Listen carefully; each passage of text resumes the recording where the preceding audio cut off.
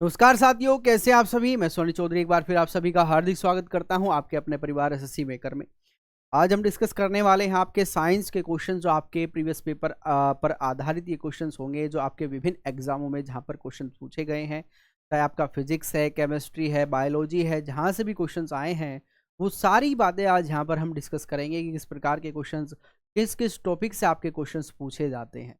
तो क्वेश्चंस को आप बड़े ध्यान से सुनिए, समझिए कि जो टॉपिक्स हैं वो कौन कौन से आपको तैयार करने हैं। यहाँ से आपको वही आइडिया मिलेगा जो आपके एग्जाम के लिए इम्पोर्टेंट है। तो बड़े ध्यान से आपको समझना है। तो आइए स्टार्ट करते हैं आज का सेशन। सभी बच्चे बड़े ध्यान से क्वेश्चंस को समझिएगा और इनको आप करने का प्रयास भी करेंगे साथ ही साथ। चलिए, पहला क्वेश्चन है, जब एक ध्वनि तरंग एक माध्यम से दूसरे माध्यम में जाती है तो वह राशि जो अपरिवर्तित रहती है जिसमें बदलाव नहीं होता। ठीक है ना, हम बात कर रहे हैं साउंड्स की, साउंड वेव की। जो तरंग है, ध्वनि तरंग है, जब ये एक माध्यम से दूसरे माध्यम में जाती है तो इनमें से कौन सी चीज जो है वो परिवर्तित नहीं होती। ठीक है ना, जिसमें कोई भी चेंज नहीं होता। तो ये आपका आवर्ती होगी जिसको फ्रीक्वेंसी हम कहते हैं, आयाम होगा डायमेंशन जिसको कहा जाएगा, तरंग दैर्ध्य होगी, वेवलेंथ यानी कि चाल, स्पीड। तो इनमें से जो चीज परिवर्तित नहीं होगी, अनचेंज्ड वो रहेगी, वो है क्या? वो है आपकी आवर्ती। ठीक है ना, फ्रीक्वेंसी जो होगी ये चेंज नहीं होगी। जबकि अगर चेंज वाली बात आती है, अगर क्वेश्चन में आपसे पूछ लिया जाए कि चेंज क्या होगा, तो चेंज आपकी तरंग हो जाएगी, तरंग दैर्ध्य के साथ साथ आपकी जो चाल है ये भी क्या हो जाती है, ये भी चेंज हो जाती है। जैसे आपने सुना होगा कि जो साउंड है या जो ध्वनि है इसकी चाल सबसे ज्यादा कहाँ पर होती है, तो ये चाल जो होती है ये ठोस में होती है सबसे ज्यादा, उससे कम होती है द्रव में और उससे कम होती है गैस में। तो ये आपने अवश्य रूप से सुना होगा। जबकि निर्वात में तो ये बिल्कुल भी नहीं होती, क्योंकि साउंड को एक माध्यम की आवश्यकता होती है। ठीक है, यहां तक किसी को कोई डाउट उसमें नहीं रहना चाहिए। बड़ा लेंथी सा क्वेश्चन है लेकिन आसान है, समझने में आपको कोई प्रॉब्लम इसमें नहीं होगी।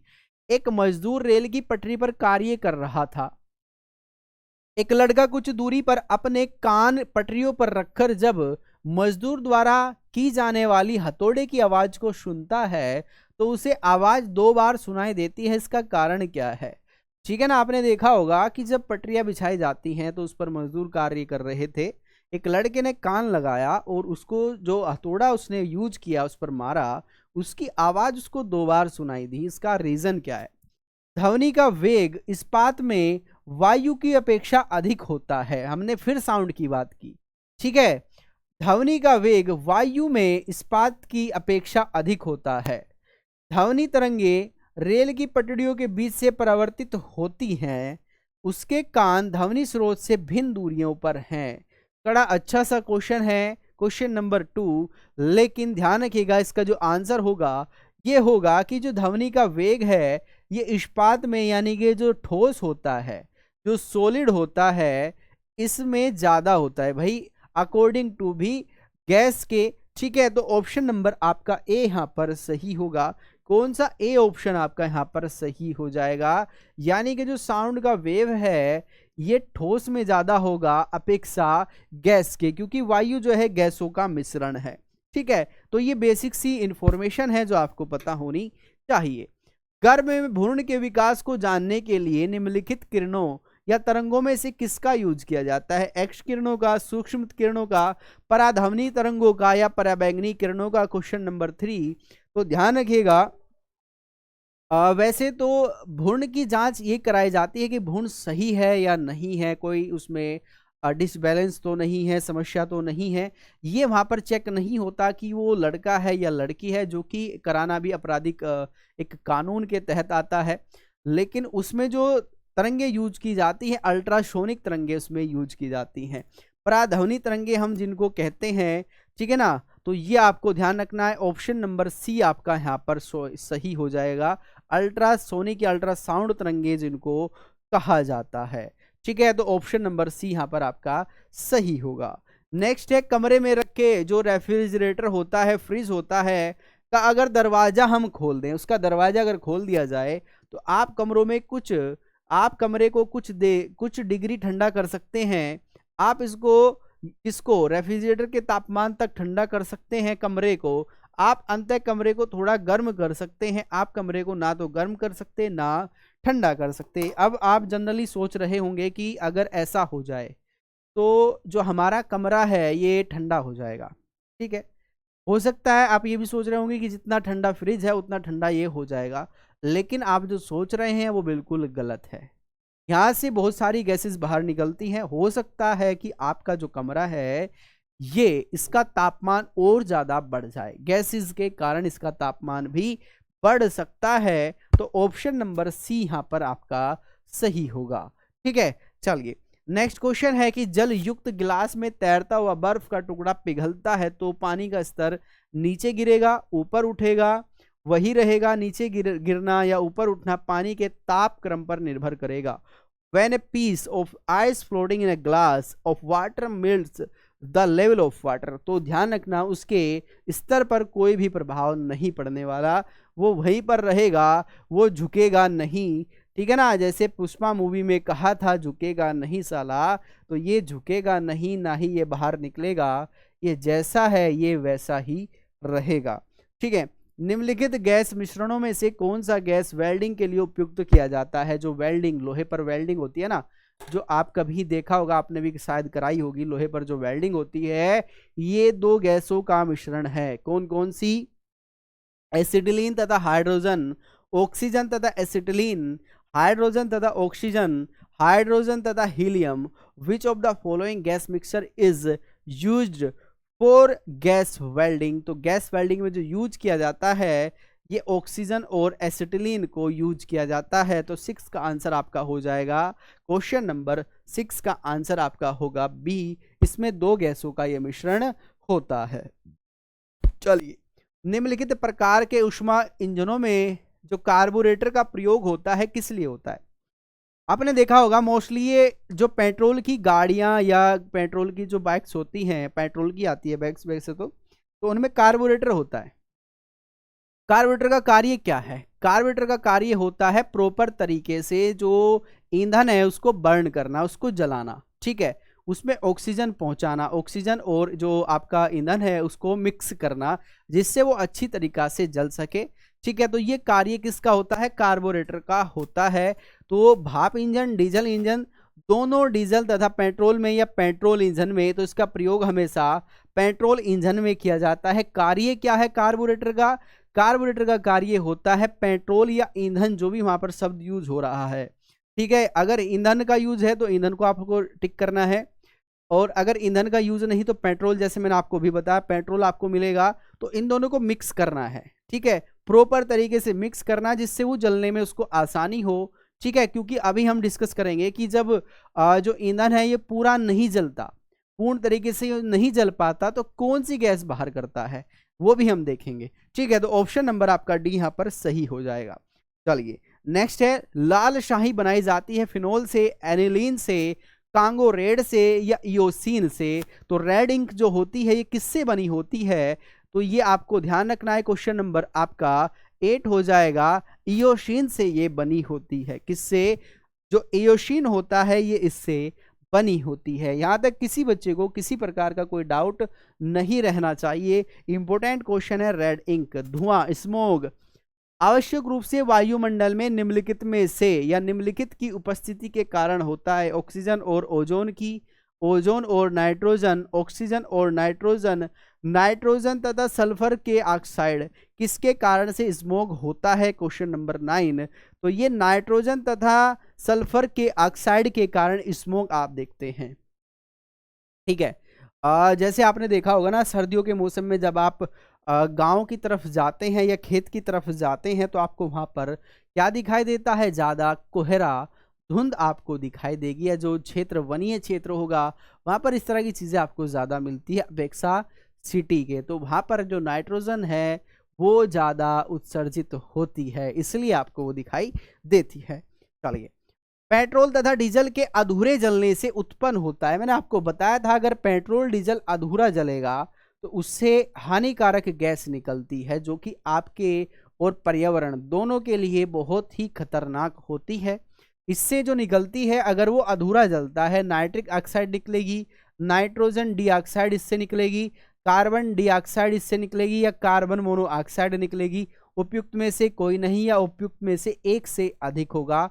तो एक से अधिक नहीं है, इससे कार्बन मोनोऑक्साइड निकलती है। अगर वो पूर्ण तरीके से जलता है, अधूरा नहीं जलता, अगर पूर्ण उसका दहन होता है, तो अब उससे क्या निकलता है, तब उससे कार्बन व कार्बन डाइऑक्साइड निकलती है। क्या निकलती है? कार्बन डाइऑक्साइड निकलती है।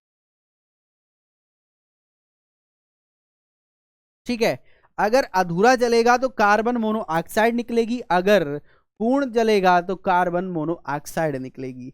ठीक है, चलिए। आम की नीलम और अल्फांसो के मध्य क्रॉस से किस संकर किस्म के फल का विकास हुआ?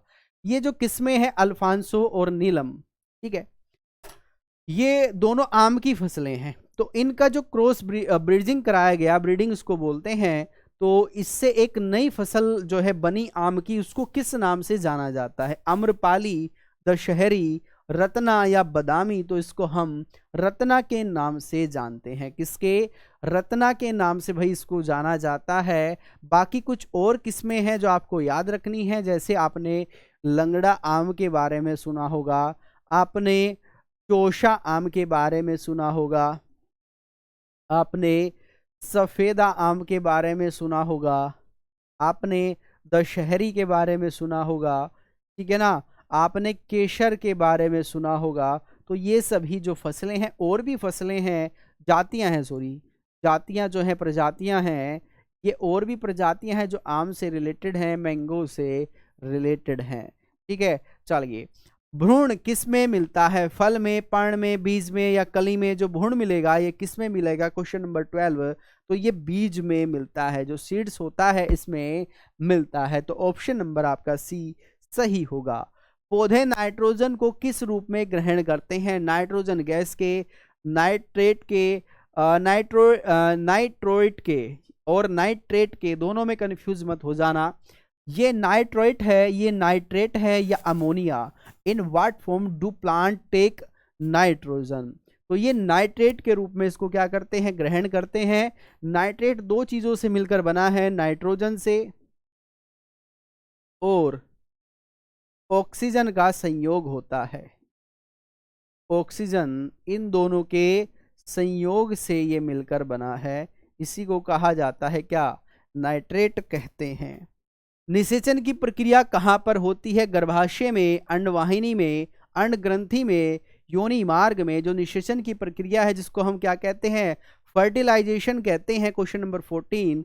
तो इसकी जो प्रक्रिया है ये कहाँ पर होगी? अंडवाहिनी में ये होती है। ठीक है, चलिए। मानव शरीर का तापक्रम जाड़ों में घट जाता है, गर्मियों में बढ़ जाता है? ना ही जाड़ों में घटता है, ना ही गर्मियों में बढ़ता है, जाड़ों में बढ़ जाता है। आपके जो शरीर का टेम्परेचर है, कभी आपने देखा है कि गर्मियां आई तो आपका जो टेम्परेचर है शरीर का, ये 44 डिग्री, 45 डिग्री, 46 डिग्री चला गया? आपने सुना है कभी ऐसा? नहीं। ठीक है ना, आपको बुखार ही रहने लगा। कब? गर्मियों के समय में। या सर्दियों के समय में आपका जो टेम्परेचर है ये -40 डिग्री चला गया, आप क्या हो गए? फ्रीज हो गए, जम गए, पुतले बन गए, आपसे चला भी नहीं जा रहा। ऐसा सुना है कभी? तो नहीं। तो इसका रीजन आप बिल्कुल बेसिक साइंस है, अगर आप इसको अपने जीवन से जोड़कर देखेंगे तो आपको कुछ भी रटना नहीं पड़ेगा। ठीक है, सर्दी आई, गर्मी, बरसात, जो भी आया, एक बीमारी अलग चीज हो जाती है। फीवर हो गया वो अलग बात है, ठीक है, आपका बीपी लो हो गया वो अलग चीज है, लेकिन सामान्यतः परिवर्तन अगर होता है तो इसका प्रभाव आपके टेम्परेचर पर नहीं पड़ता। चाहे गर्मी कितनी ही ज़्यादा क्यों ना हो गई हो, सर्दी कितनी ही ज़्यादा क्यों ना हो गई हो, आपका जो है टेम्परेचर ये कभी माइनस में शरीर का नहीं गया होगा। ठीक है, तो ये आपके कॉमन सेंस पर डिपेंड था। ऑप्शन नंबर सी आपका यहाँ पर सही हो जाएगा। तो ये हमने टोटल यहाँ पर 15 क्वेश्चन किए हैं जो आपके एग्जाम के पॉइंट ऑफ व्यू से काफ़ी इंपॉर्टेंट थे। बेहतर क्वेश्चन आपके यहाँ पर लेकर हम आते हैं आपके लिए। तो इसमें हम प्रीवियस पेपर पर आधारित ये सीरीज आपको चलाई हुई है, इसका आप विशेष रूप से ध्यान रखिएगा। ठीक है, तो ये आपके टोटल यहाँ पर 23 पार्ट्स हम कर चुके हैं। जिस बच्चे ने नहीं देखा एक बार जाकर एसएससी मेकर पर आप ज़रूर देखिएगा। इसके अलावा एसएससी सीजल 2023 के लिए आपके यहाँ पर वैकेंसीज आई हुई हैं, जिसके लिए बैच आपका चला हुआ है। आपको यहाँ पर कंप्लीट वीडियो कोर्स मिलेगा, क्लास नोट्स आपको दिए जाएंगे, एक्सपर्ट जो हमारी टीम है उनके द्वारा ये डिज़ाइन किया गया है, डाउट सेशन की आपको सुविधा दी गई है, क्लासेस बिल्कुल आपको बेसिक से यहाँ पर कराई जाएगी। कोई भी समस्या आपको आती है तो आप कॉल कर सकते हैं और मात्र 500 रुपये में आपको यहाँ पर प्री और मेंस दोनों की बैचेज यहाँ पर आपको मिल जाएंगे। ठीक है, अगर अधिक जानकारी के लिए आपको एसएससी मेकर एप्लीकेशन को डाउनलोड करना होगा। इसी प्रकार से आपका एसएससी बैच जो है ये स्पेशल पुलिस का सीआरपीएफ के लिए आपका स्पेशल बैच चलाया गया है, जिसमें क्लासेस रिकॉर्डेड होंगी, क्लास नोट्स होंगे, डाउट सेशन की सुविधा होगी, ठीक है ना, और एक्सपर्ट जो हमारी टीम है उनके द्वारा इसको डिज़ाइन किया गया होगा। क्लासेस में आपको मात्र 250 में मैथ्स की क्लासेस मिलेगी, रीजनिंग मिलेगी, जीके जीएस मिलेगा और आपका हिंदी की चीज़ें यहाँ पर आपको प्रोवाइड की जाएंगी। विद नोट्स आपको ये सारी चीज़ें मिलने वाली हैं। कोई समस्या आपको आती है तो आप इस नंबर पर कॉल कर सकते हैं, ठीक है ना, जो आपको ये नंबर प्रोवाइड किया गया है, और एसएससी मेकर एप्लीकेशन आप डाउनलोड कर सकते हैं। आपके एसएससी एमटीएस के भी यहाँ पर क्लासेस हैं, आप इसको कोर्स को परचेज कर सकते हैं। आपके लिए सीएचएसएल के लिए भी कोर्स आपको यहाँ पर अवेलेबल है, तो आप अपने अकॉर्डिंग जिस चीज़ की भी आप प्रिपरेशन कर रहे हैं, तैयारी कर रहे हैं, उसका आप कोर्स यहाँ पर परचेज कर सकते हैं। कोई डाउट इसमें नहीं आपको रहना चाहिए। अगर हम बात करें यूपी पुलिस के एग्ज़ाम्स की, तो काफ़ी जल्द ही ये एग्ज़ाम आने वाला है, जिसमें आपको maths, reasoning, Hindi, GK GS बिल्कुल बेसिक से आपको ये कोर्स दिया जाएगा। क्लास नोट्स आपको प्रोवाइड किए जाएंगे, डाउट सेशन की सुविधा दी जाएगी, ठीक है ना, क्लास में आपको विद पीडीएफ चीज़ें प्रोवाइड की जाएंगी। ठीक है, कोई समस्या है तो ये आपके लिए यहाँ पर नंबर प्रोवाइड है, आप उस नंबर पर कॉल कर सकते हैं। ठीक है, चलिए इसके बाद यहाँ पर आपको कुछ चीज़ें हैं जो याद रखनी है। जैसे आपकी क्लासेस की जो टाइमिंग है, सुबह 6 बजे आपकी करंट अफेयर्स की क्लास है सभी एग्ज़ाम्स के लिए। आप किसी भी एग्ज़ाम की तैयारी कर रहे हो, साथ ही साथ आपको ध्यान रखना है 9 बजे आपकी मैथ्स की क्लास है, 11 बजे आपकी जीके जीएस की क्लास होगी, 4 बजे आपकी रीजनिंग की क्लास है, 5 बजे आपकी हिंदी की क्लास है भाई, 8 बजे ये आपकी मैथ्स और रीजनिंग की क्लास होती है, जिसमें अजय सर के द्वारा यूट्यूब पर ये लाइव आपकी क्लास चल रही होती है। बिल्कुल बेसिक से सर यहाँ पर आपको चीज़ें कराते हैं। ठीक है, कुछ लिंक आपको यहाँ पर दिए गए हैं जिसके आप हमसे कनेक्ट हो सकते हैं, जुड़ सकते हैं। सबसे ऊपर जो ये लिंक है, ये एसएससी मेकर एप्लीकेशन का आपको लिंक दिया गया है, इसको आप यहाँ से डाउनलोड कर सकते हैं गूगल प्ले स्टोर से भी। आपको यहाँ से पीडीएफ मिलेगा, कोर्स आपको यहाँ पर मिलेंगे, टेस्ट सीरीज आपको यहाँ पर मिलेगी, और एक्स्ट्रा जो इन्फॉर्मेटिव वीडियो हैं उनका पीडीएफ भी आपको यहाँ पर मिलेगा। आप हमें टेलीग्राम पे फॉलो कर सकते हैं, आप हमें फेसबुक पे फॉलो कर सकते हैं। ये आपका जो टेलीग्राम का चैनल है, आप इसको फॉलो कीजिएगा, ज्वाइन कीजिएगा। ठीक है, ये ट्विटर चैनल का लिंक दिया गया है, आप हमें ट्विटर चैनल पर भी फॉलो कीजिए। सबसे नीचे जो लिंक है ये एसएससी मेकर एप्लीकेशन का लिंक है, इसको आप फॉलो कीजिए, जिससे क्लास जो है आपको समय पर मिलती रहे, क्लास का नोटिफिकेशन समय पर मिलता रहे। तो आज के लिए सिर्फ इतना ही। सभी बच्चे सेशन को ज़्यादा से ज़्यादा लाइक करेंगे, शेयर करेंगे।